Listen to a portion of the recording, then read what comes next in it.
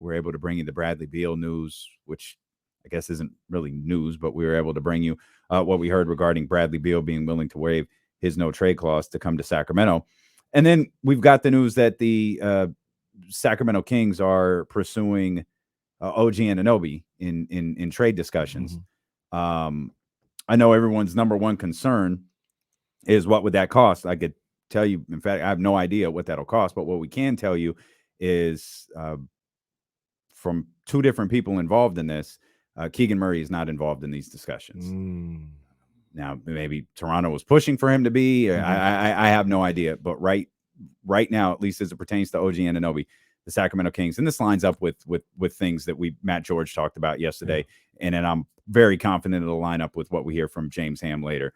I don't believe the Sacramento Kings have any interest in trading Keegan Murray, but right now, in terms of these discussions with Toronto, Keegan Murray is not a part of the conversation. And as it should be, and for some who thought that he might, I mean, I wonder if this is a game changer and how they view it. You know, Keegan Murray is I always hesitate on putting that untradeable tag on people because, you know, what if the Nuggets said we'll trade you Jokic for Murray? Well, then he's not untradeable, right? No. So, but reasonable trade request, Keegan is about as close to untradeable as Fox and Sabonis are.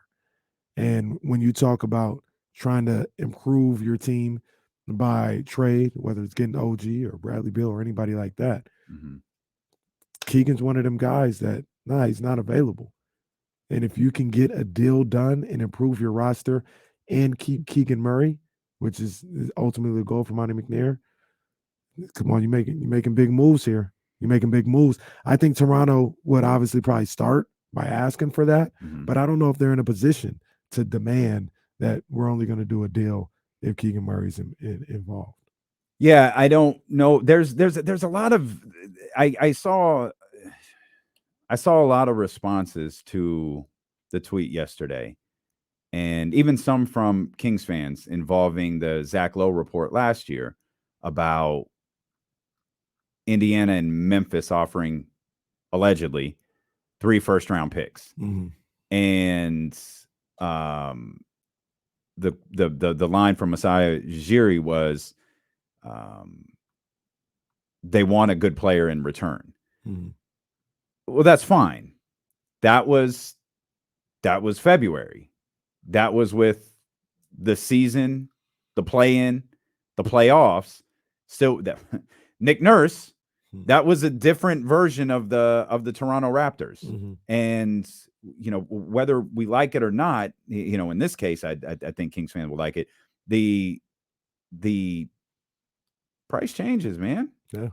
Yesterday's price is not the price changes. Price. You know, and that's why you often see guys that used to be you're traded with a year left on your deal. Now you're traded with a year and a half left on your deal. Now you're traded with 2 years left on your deal if you get a sense that a player is going to be gone. But think about a team, and we can use Indiana and Memphis, for example, just because, you know, Zach Lowe had these 3 teams tied together last year. If you want to trade for OG Anunoby, you want to do it, I assume, with the idea of you're going to be able to re-sign him. Well, that it doesn't give OG Anunoby in clutch sports as much control as, like, say, Bradley Beal has. Bradley Beal has 100% control. Teams can take it. Toronto is a very famous example of a team that took a risk to go acquire Kawhi Leonard, hope that it works out, hope that you can win him over, hope that you can re-sign him. It worked out. Yeah. You won an NBA championship in a major way, but he left. I don't think anyone would change anything. It seemed to very briefly have worked out for the Oklahoma City Thunder, who took the same risk. They went and acquired Paul George, knowing that Paul George was going to be a free agent, knowing that Paul George had a thirst to go back to Los Angeles. And they were able to re-sign him briefly, but they were able to re-sign him before trading him to LA. So there are teams that are clearly willing to take the risk. But if you're talking about a first-round pick, or potentially talking about multiple first-round picks, or as Masai Ujiri said, you're talking about a good player, you probably want some sort of assurance. Like in Toronto's case, it was DeMar DeRozan. Well, you had a situation brewing with DeMar DeRozan anyways, right? You had a contract. You probably had also believed you had gone as far as you can go with the combination of, I think it was Lowry, DeRozan, all of those guys. Clutch and OG have a lot of control over this. And we first started sniffing around this story when we heard that Rich Paul wanted to get OG Anunoby here to Sacramento to play with De'Aaron Fox. So if you're Indiana and you're Memphis, again, I have no idea if these teams are having discussions, but according to Zach Lowe, they did last year. If you're Indiana and you're Memphis and you're saying, hey, we'll offer you this and you offer you that, and Rich Paul comes to you and says, yeah, that's cool. He's not re-signing there, but he'll play for you this year. Absolutely. Which I don't think that's out of the realm of possibility, given I think that was the word on Anthony Davis, if I remember correctly. If you're not the Los Angeles Lakers, you can acquire Anthony Davis. Well, he's going to come play. He's not re-signing with you. Right. So whatever you lose in this trade, you've lost. But he's not re-signing with you. Now, I don't know that Clutch would go that far. I don't know that OG would go that far. But they do have some bit of control here. And man, when we found out that De'Aaron Fox signed with Clutch Sports, and we talked about what a positive that could be for De'Aaron and Sacramento, this is what we're talking about. Yeah. Agents in the NBA are extremely influential in where players go. Agents have relationships around the league, and they have great influence on where their clients land. And this could, I'm sure many Kings fans are hoping, could be a prime example of that.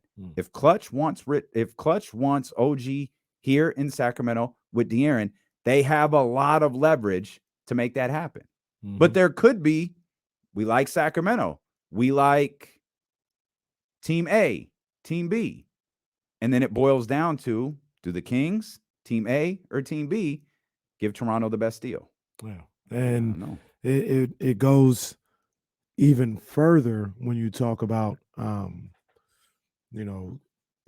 and Clutch having a little more say-so in getting this deal done, because with Anthony Davis, with Kawhi Leonard, those are two type of talents that you say, all right, I know what Rich Paul told us, but we can win a championship this year with these two guys. Like, they are two guys that can carry us to a championship. OG, really great player, but he's not that. So Indiana, Memphis, Team X, when Rich Paul or whoever's representing the Clutch says, hey, you can trade for him, but he's not re-signing, that gives them pause, like, man, I can't do it. Like, it's different if you sign him or you trade for him, and you're a championship contender, a legit champion, like one of the 4 teams that can win a title.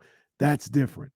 When you're a fringe championship contender or like a second round, you can't do it. So how many of those teams that are looking to acquire somebody like OG would get him and go to top 4 team status in the league? Yeah. It's not a lot, if any, that would be looking to acquire him. And that bolsters the case for Toronto working with Sacramento in that respect.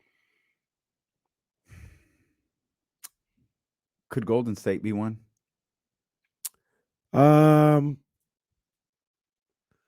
Yeah, they could.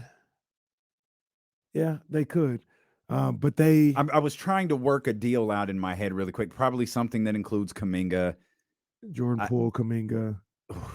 I don't know that you can include both of them. I don't know because Jordan Poole makes so much money. Well, or there'd have to be someone else in the Toronto deal. The killer is you probably do put Wiggins in there, and now you're asking Wiggins. Wait, yeah, because where are you gonna play him? Wiggins and Poole, or Wiggins instead of Poole? It probably have to be Wiggins has to be in the deal. Yeah, Wiggins instead of Poole. Yeah, it can't be whatever combination. Wiggins would have to be in the deal, because where are you gonna play OG? If you keep, I guess Wiggins. You don't need that though. I don't know that if I do that. Yeah. I was just trying to think of teams that could potentially move up with the OG Anunoby deal. Yeah. I'm sure Phoenix could, but I don't like the like you can go through teams. I don't know that Phoenix has anything left to trade. They don't. Campaign. I don't know if you're joking or like I don't know what you do with that. It's a joke. Nobody's trading for Campaign. Cleveland, they have a need and they have people that you can move. That's a good one. That's a good one. Yeah, that's a good one. Well, hate to the Knicks. Knicks good too. I mean, I'm thinking of teams that have people like assets and picks and players. I'm thinking of stuff that could be moved. But here's the crazy thing about Cleveland. Like Cleveland could do it, but you already have the number 1 defense in the league last year. So you just bring it in. Cleveland was the number 1 defense in the league at one point, at least. I don't know if they finished there and what metric. I just heard that yesterday.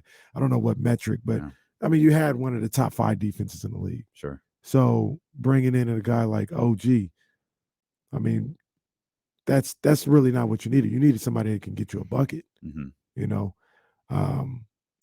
yeah, I think Sacramento would work out really well. Let's get JD in here. 916-909-1320. JD, what's happening, baby? What's up, man? Hey, checking with y'all from North Carolina. Appreciate you keeping me looped in back home while I'm out here. What's up, man? Hey, I had a question about Davion. If Keegan's not in the OG discussion, I think it's pretty safe to say Davion is. And while I get what y'all were talking about yesterday about not being too quick to move on from him, if he's part of that deal, where do you see the Kings going for backup point guard minutes coming next year? Great. That's a great question, JD. We appreciate you listening while you're away from home. That's a great question because I can't remember if we talked about that on the air or off the air, but it's a safe. The only thing I know is that Keegan's not a part of it. That's the only thing that I know. Is it safe to assume Davion would be? Probably. Given the fact that you just lost Fred VanVleet, it's probably a safe assumption. That's all it is an assumption. And yeah, they'd have to hit the market for a backup point guard. One thing I did think immediately, though, was while I'm confident you don't want him in this role full time, you do have Malik Monk, who is, you don't have to call him a point guard, but you could call him a playmaker. And he's a playmaker with that second unit. The tough part is, while you're acquiring a great defender in the starting unit, potentially, you're losing your best defender at this point. Yeah. Now, obviously, that title will change if this winds up getting done. But now you need a backup point guard, and I don't know that you're going to find one as defensively capable as Davion Mitchell. No. But you've got to find something. Yeah, and I mean, and you can. You know where my vote goes. Come on, man. It's for the cheap too. It's for the cheap. Hopefully. Well, yeah. I have this in the notes somewhere. Like with LA, with the Clippers, I think it was like 3.8 that they wanted to get Russell Westbrook for. But yeah, Russell Westbrook. Yeah, man. You can find. It's crazy. Find a backup point guard. But here's the thing. Russ can go to LA and start. Yeah, the Clippers. Talking about Russ can stay with the Clippers and start. Stay home, and that's like right there. That's like people talking about Chris Paul. Like Chris Paul's not a backup, right? Like people were like, I saw that a couple of if Davion's included, sign Chris Paul as a backup. Chris Paul is not a backup point guard. That's not what he is. No matter what happens over the next 12 or 13 days, Chris Paul is not going to be a backup point guard next season. Yeah. One thing that you could do in that particular situation, if you're dealing with Toronto, is you can, as part of that deal, you could take somebody back and take a backup point guard back, like a Malachi Flynn or something like that. You can include him in the deal. I don't know if they'd be willing to, but you could take somebody back, and that'd be your backup point guard. Malachi Flynn.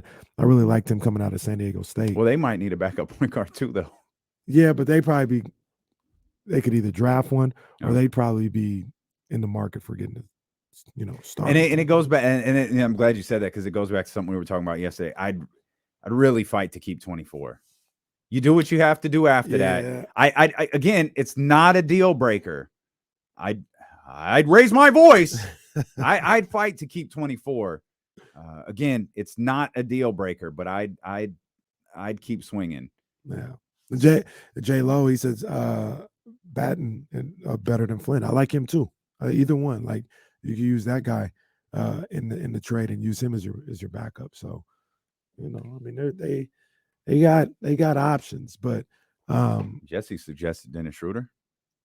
Schroeder, I like Dennis Schroeder, to be honest. Schroeder, I know people like to tell their jokes or whatever. The ball player Dennis Schroeder, I really like. He only made 2.5 last season too. So and that was 1 year, right? Yeah. Poor Dennis Schroeder. Can we just get Dennis Schroeder his money back? I wish we could. Although Dennis, he's on his Instagram saying I ain't broke. Oh no, Dennis Schroeder ain't broke. No.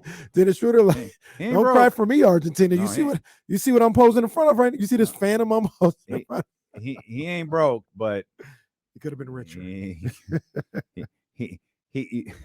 ain't that rich. He's well.